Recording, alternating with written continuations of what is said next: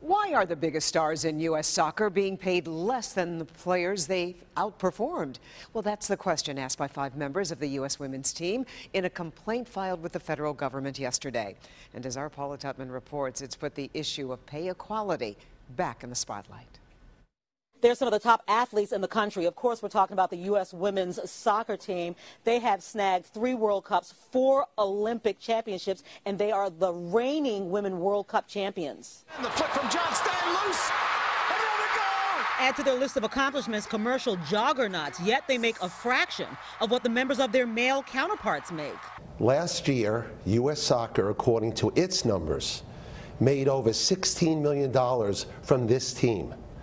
The men's team caused a $2 million loss. Today, 5 key players launched a lawsuit with the EEOC, or Equal Employment Opportunity Commission, against their bosses, U.S. Soccer, for what amounts to discrimination in pay. I've been through numerous CBA negotiations, and honestly, not much has changed.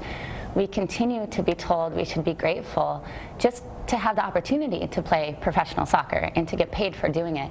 When they asked for the same treatment as the men, they were told it was irrational. A university student tour group walking through WDIV this morning filed past a portrait of Katharine Graham, a glass ceiling shattering publisher who led the Washington Post for 2 decades, and prior to her death, the matriarch of the Graham Media group of TV stations that include WDIV. And it just seemed like a great place to hear what the next generation of leaders had to say about equal pay for women. I think that regardless of what the job is or what people's perceptions of that job are, I think that everyone deserves to have equal pay for the job that they do. Morgan says she grew up watching this team, and they mattered to her and her sense of ability to succeed.